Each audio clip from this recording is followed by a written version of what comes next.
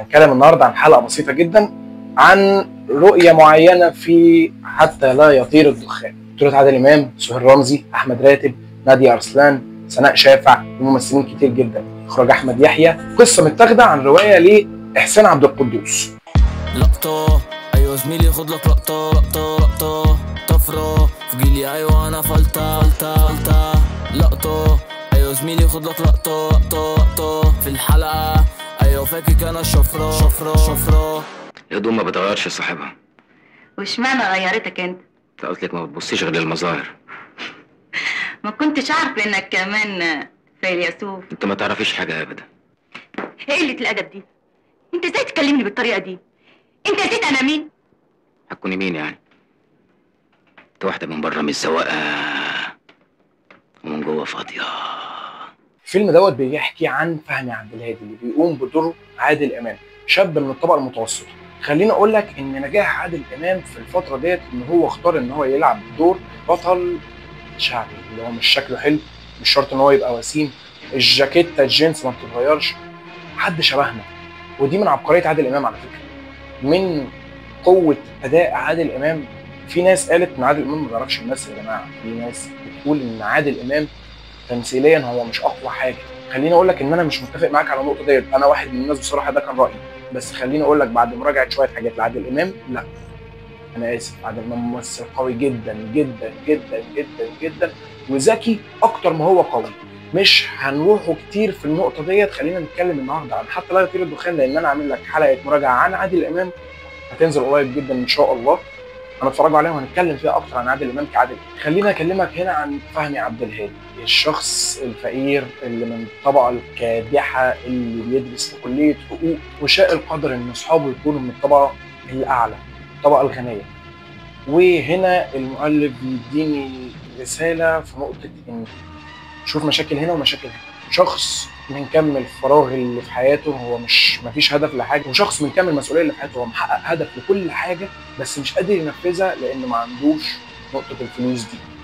الفلوس هنا مش هدف، بس الفلوس هي دافع، الفلوس هي بتقدر تساعد، مش هنكذب على بعض، ده اللي المؤلف كان عايز يقوله. شخصيه فهمي عبد الهادي هي شخصيه عندها طموح كبير جدا، وده اللي مع الفيلم واحنا بنمشيله هو بيوصله بشكل او باخر، بس وهو بيسعى له في الجنب ان هو يوصل يبقى معاه فلوس بشكل صح ما قدرش يعمل. فاهم حاجه؟ مشاكل في مشاكل، في انتصارات في انتصارات في انتصارات في انتصارات لحد وفاه امه. هنا في وفاه امه انا شايف تحول عبقري في الشخصيه. ازايها دلوقتي؟ ماتت اسبوع وهي بتموت قدامي وانا مش قادر اعمل لها حاجه، لكن ورحمه امي من النهارده انا مش هقف ساكت.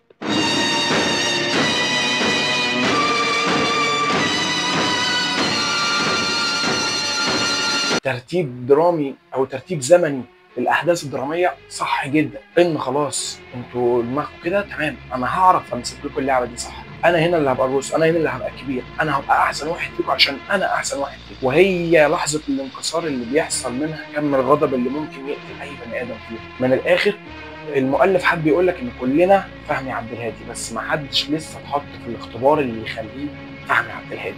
من الاخر انت عشان ما عملتش الحاجه فانت مش وحش، لا انت ممكن تعملها. يعني ايه؟ انت ممكن تقتل بس انت ما اتحطتش في الظروف اللي تخليك قاتل، بس انت ممكن تقتل. ده اللي المؤلف كان عايز يقوله. ومع التحول الدرامي اللي اتى به انتصارات انتصارات انتصارات لحد ما قفل بموت امه من مرضها، لان هو ما كانش لاقي مبلغ زهيد جدا ان هو يعالجها بيه، اللي كان مع صحابه وعزوه عنه او بخلوا بيه عنه، وهيبدا الانتقام منهم بعد كده بشكل او باخر. امه ماتت. مع موت امه الشخصيه دي تحولت تماما للتجبر، من الشخص الطيب السوي لشخص كل همه الانتقام، وكل همه نقطه ان انا هكبر عشان انتقم، مش هكبر عشان نفسي. الفيلم هنا ناقش مشكله في الطبقيه، يعني انتقد معايا الطبقيه، الفرق ما بين الغني اللي ممكن، او شويه امثله من الناس الاغنياء وشويه امثله برضو من الناس الفقراء، الطبقه اللي تحت والطبقه اللي فوق، اللي بالمناسبه انا شايف جزء كبير جدا منها موجود دلوقتي بنفس الشكل بل واسوأ.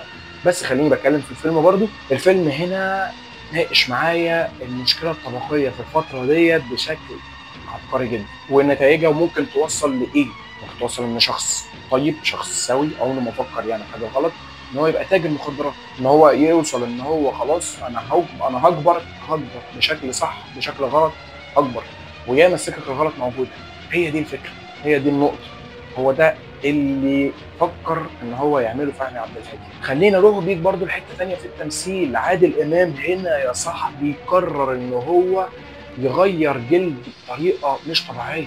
عادل امام في الوقت دوت كان متاخد عنه ان هو ممثل كوميدي، ممثل بتاع افيهات، ممثل بتاع افلام خفيفه.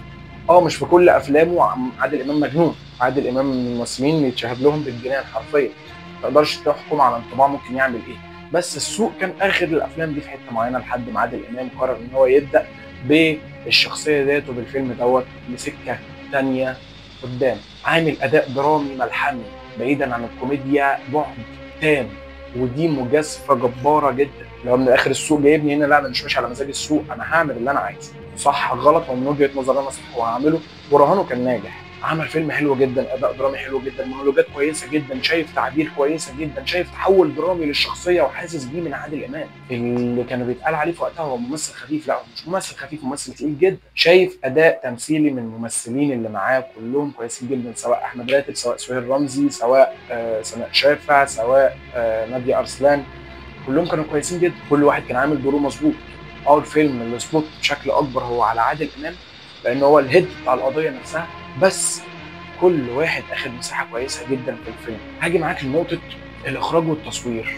الاخراج هنا على قد ما هو كان بسيط، ما كانش اخراج يعني الفيلم ما كانش اخراجيا عميق، بس على قد بساطته دي هو خد مع الفيلم وخد مع الادوار اللي موجوده كويس قوي قوي قوي قوي قوي قوي. من الاخر قام بالدور اللي مطلوب منه، انا ما كنتش مستني منك اكتر من كده، لو كنت شفته كنت هنبهر، بس انا ما شفتش فانا مش زعلان، خلاص انا تمام.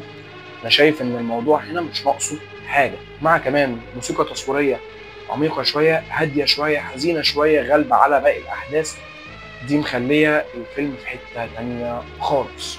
الخلاصه يا ابو الصحاب من وجهه نظر انا، حتى لا يطير الدخان هو مش مجرد فيلم درامي، هي رحله سقوط اخلاقي في المجتمع من وجهه نظر المؤلف، ودي حاجه انا حسيتها من الورق.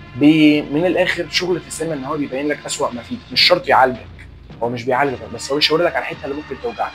وانا شايف ان ديت مش حاجه حلوه بصراحه، بس دي بتحصل وبتحصل كتير قوي قوي قوي قوي. الفيلم من الاخر اداك سؤال مهم كده، مش عارف بقى ممكن تجاوبه معايا انا كمان في الكومنتات ولا لا. انت مسؤول عن الوحش اللي بيحصل لك او مسؤول عن الشخص اللي انت عليه دلوقتي؟ يعني احنا ممكن نقول في جيلنا انا بقيت الشخص اللي ما تمنيتش ان انا ابقى، او من الاخر انا ما كنتش عايز اوصل لكده. هل بقى انت مسؤول عن ان انت توصل لشخص انت ما حلمتش ان انت تبقى؟ بس فكر لان انت اللي قررت تبقى الشخص ده، سواء انت شخص كويس سواء انت شخص وحش. انا مش بتكلم هنا عن الشخص، انا بتكلم عن الفيلم. هل الشخصيه هنا هي مسؤوله عن ان هي بقت كده، ولا كان قرار منه وهو قرر ان هو يمشي السكه دي، ولا خلاص الموضوع بقى اكبر عليه؟ فيلم عبقري جدا، نقطه ان هو يخليني اطرح انا الطرح دوت ويخليني ان انا اجاوب على السؤال ده، وسؤال قوي جدا وسؤال جريء جدا.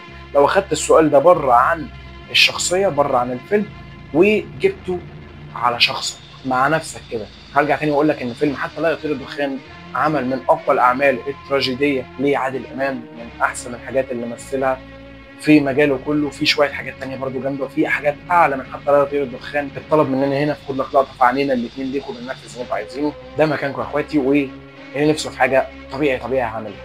اسفين على التاخير في الحلقات، ده مش هيحصل تاني ان شاء الله، خلاص الاجازه رجعنا منها واحده واحده هنبدا نشتغل. انتوا وحشيني جدا جدا جدا. استنى رايكم في الكومنتات في الحلقه، واستنى رايكم على الحلقات اللي فاتت. لو اتفرجت على حاجه ما تنساش لايك، كومنت، سبسكرايب، شير للحلقات اللي فاتت والحلقات اللي جايه، والحلقه دي كمان خليك كريم مع اخوك. ولقطه يا زميلي خد لك لقطة